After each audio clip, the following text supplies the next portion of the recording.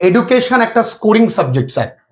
তোমরা স্যারকে প্রত্যেকবার দেখো, ফারুক স্যার এডুকেশন এবং ফিলোসফির অনবদ্য সাজেশনস তোমাদেরকে দেবে। পরীক্ষার আগে অবশ্যই স্যার যা বলবেন সেই প্রশ্নগুলো এবং প্রশ্নের সঙ্গে সঙ্গে স্কোর করার জন্য প্রয়োজনীয় টিপস কিন্তু স্যার তোমাদেরকে দেবেন। স্যার আপনাকে ওয়েলকাম জানাই। সবার আগে স্যার ওদেরকে একটুখানি গুরুত্বপূর্ণ প্রশ্নগুলো এডুকেশনের ক্ষেত্রে। এডুকেশনে 24টা এমসিকিউ এবছর যেহেতু লাস্ট বাৎসরিক উচ্চ মাধ্যমিক পরীক্ষা, সেক্ষেত্রে একটু প্রশ্ন কেমন আসবে, খুবই সহজ আসবে আশা রাখা যাচ্ছে।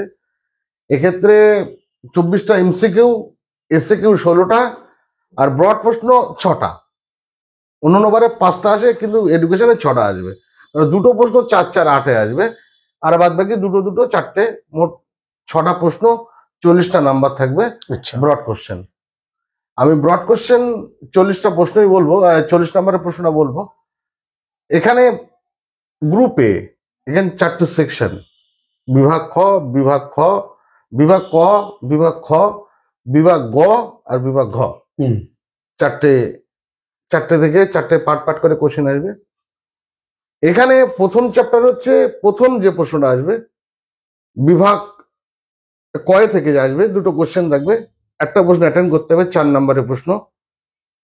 সেটা হচ্ছে অন্ধ, যেটা প্রতিবন্ধী শিশুদের শিক্ষা, ওই চ্যাপ্টার থেকে আসবে অন্ধ শিশুদের শিক্ষা পদ্ধতি অথবা ব্রেইল পদ্ধতি। ব্রেইল পদ্ধতি যে অন্ধ শিশুদের যে শিক্ষার জন্য যে একটা গুরুত্বপূর্ণ পদ্ধতি, ব্রেইল পদ্ধতি, ডান দিক থেকে বাম দিকে লেখা হয়, এটা উঁচু উঁচু ডট দিয়ে লেখা হয়, এটা হচ্ছে ব্রেইল পদ্ধতি। এটা মোস্ট ইম্পর্টেন্ট প্রশ্ন। আচ্ছা, আরেকটা আছে চ্যাপ্টার আছে সার্বজনীন প্রাথমিক শিক্ষা। ওখানে একটা প্রশ্নই বললে হবে, সর্বশিক্ষা অভিযানের সাফল্য ও উদ্দেশ্য। আচ্ছা, এটা গেল প্রথম। এই দুটো প্রশ্ন আসবে, এখান থেকে একটা প্রশ্ন অ্যাটেন্ড করতে হবে। আচ্ছা, এবার 2 নম্বর দাগ থেকে দুটো প্রশ্ন আসবে। একটা চ্যাপ্টার না যে শিক্ষায় বিশ্বব্যাপী দৃষ্টিভঙ্গি, আর একটা হচ্ছে তোমার শিক্ষায় প্রযুক্তিবিদ্যার ভূমিকা। আচ্ছা, এখানে সূচিপত্র বলো, এটা মাস পজিশন থেকে বলছি, বলো শেষের দিক থেকে, প্রথম মানে শেষের না, একদম শেষের 4টে চ্যাপ্টার থেকে এই প্রথম বাসবে। আচ্ছা, প্রথম চ্যাপ্টার গুলো বলেছে লাস্টে 3 নম্বর থেকে 4 নম্বর থেকে থাকবে। যেমন তোমার প্রথম প্রশ্ন আসবে, যেমন জ্যাক্স ডেলরের 4টি শিক্ষার যে 4টি স্তম্ভ, কর্মের জন্য শিক্ষা, একত্রে বসবাসের জন্য শিক্ষা, জ্ঞানার্জনের জন্য শিক্ষা, আর এই যে 4টে দৃষ্টিভঙ্গি আছে, এখান থেকে পড়তে হবে কর্মের জন্য, কর্ম সম্পাদনের শিক্ষা, একত্রে বসবাসের জন্য শিক্ষা, এই শিক্ষার তাৎপর্য কি।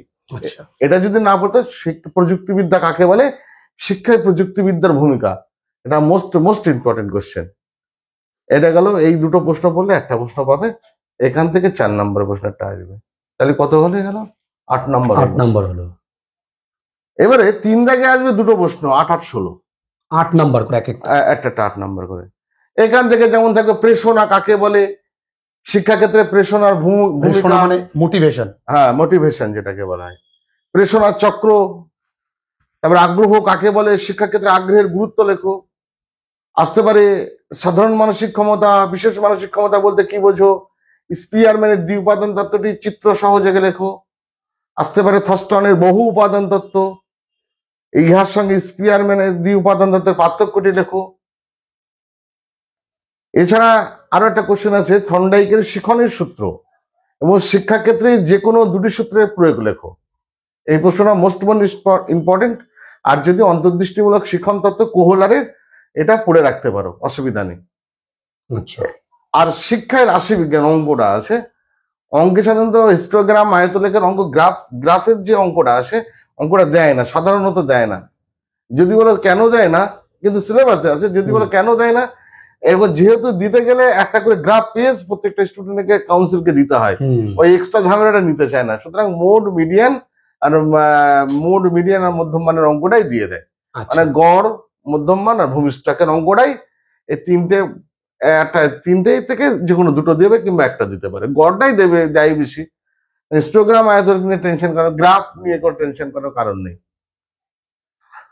আর লাস্টে 4 নম্বর থেকে থাকবে দুটো কোশ্চেন, সেখান থেকে থাকবে রাধাকৃষ্ণন কমিশনের মতে বা বিশ্ববিদ্যালয়ের শিক্ষাক্রমে গ্রামীণ বিশ্ববিদ্যালয়ের ধারণা। হুম। আর থাকবে মুদালিয়ার কমিশনের মতে মাধ্যমিক শিক্ষার লক্ষ্য উদ্দেশ্য, এই প্রসঙ্গে সপ্তপ্রবাহের ধারণা। কোঠারি কমিশনের মতে প্রাথমিক শিক্ষার লক্ষ্য এবং পাঠ্যক্রম বিষয়ে আলোচনা করো। উচ্চশিক্ষার লক্ষ্য সম্পর্কে কোঠারি কমিশনের সুপারিশ। 1986 জাতীয় শিক্ষানীতির অপারেশন ব্ল্যাকবোর্ড নবোদয় বিদ্যালয় সম্পর্কে টিকা। আর মোস্ট ইম্পর্টেন্ট 1986 জাতীয় শিক্ষানীতির মূল বিচার্য বিষয়। এই কয়েকটা প্রশ্ন পড়লেই এডুকেশনে মোটামুটি আমি আশা রাখছি সব প্রশ্নগুলো ব্রড কোশ্চেন গুলো। Broad question. আর শর্টের জন্য স্যার ওরা কি করবে? শর্টের জন্য আমার কাছে শর্টের ব্যাপারটা আমার কাছে পিডিএফটা বানানো আছে, শর্টের কিছু প্রশ্ন। তাহলে ওদেরকে স্যার আপনি যদি একটু ওরা কন্ট্যাক্ট করে, অবশ্যই আপনার কিন্তু ওদেরকে প্রোভাইড করতে হবে এই মুহূর্তে দাঁড়িয়ে। ওদের এটা প্রয়োজন। ম্যাক্সিমাম ছেলে মেয়েরা এই কটা দিনই একটু পড়বে, ওরা দেওয়া যাবে নিশ্চয়ই? হ্যাঁ, অবশ্যই দিয়ে দেওয়া যাবে। ঠিক আছে, তাহলে তোমরা স্যারের কন্ট্যাক্ট নাম্বার আমি নিচে অবশ্যই দিয়ে দেবো, তোমরা কিন্তু স্যারকে কন্ট্যাক্ট করতে পারো। আর আর তাহলে স্যার শর্ট কোশ্চেন থাকে, এসে কি ওদের কিছু থাকে? এসে কেউ 16টা থাকবে, যেমন আসবে এনএলএম এর এনএল ফুল ফর্ম কি, আইসিডিএস এর ফুল ফর্ম কি, পোয়ার ফুল ফর্ম কি, তারপরে আসতে পারে ইউপিএসসি মানে তোমার ওই কম্পিউটার থেকে যে বিভিন্ন রকম সাংকেতিক নামগুলো আছে ওইগুলো মোস্ট ইম্পর্টেন্ট। তারপরে অপচয় অনুন্নয়ন বলতে কি বোঝো, কোঠারি কমিশনের মোট সদস্য, ভারতীয় সদস্যের সংখ্যা কতজন, বিদেশি সদস্য সংখ্যা কতজন। আচ্ছা, এগুলো পূর্ণ বাক্যে লিখতে হবে। অপনাবর্তন কাকে বলে, প্যাভলভ তত্ত্ব কে আবিষ্কার করেন, কার উপর পরীক্ষা করেন, এরকম কোশ্চেন, শর্ট কোশ্চেন এসে কেউ আসবে। আচ্ছা। আর শিক্ষার রাশিবিজ্ঞান থেকে গড় নির্ণয় করো, সংক্ষেপে 5, 10, 15, 20 এই সংখ্যাগুলো দিয়ে গড় নির্ণয় করো। আচ্ছা, অঙ্ক থাকছে, অঙ্ক থাকবে চারটে অঙ্ক থাকবে। যেমন ভূমিষ্ঠক নির্ণয় করো, যেমন 8, 7, 6, 5, 4, 3, 3, 2। এই ভূমিষ্ঠক নির্ণয় করতে যে সংখ্যাটা সর্বাধিকবার থাকবে সেটাই তার ভূমিষ্ঠক নির্ণয়ের সূত্র। আচ্ছা, মানে মনে করো 3 যদি 5 বার থাকে, আর মনে করো 8 যদি 4 বার থাকে, তাহলে 3টাই ভূমিষ্ঠক। আচ্ছা।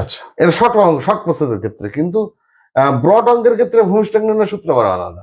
আচ্ছা, ওটা কি শেখা খুব জটিল? হ্যাঁ, ওটা একটু আবার ডিটেলসে না বোঝালে হবে না।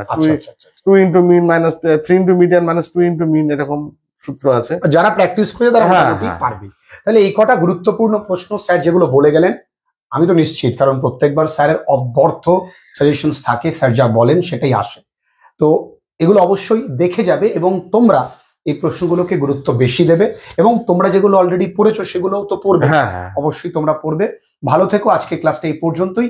তো তোমাদের জন্য নেক্সট ডে কিন্তু সমস্ত সাবজেক্টের 1 by 1 সাজেশন কিন্তু আসছে। তোমাদের ভালোবাসার জন্য অনেক অনেক অনেক ধন্যবাদ। খুব ভালো থেকো।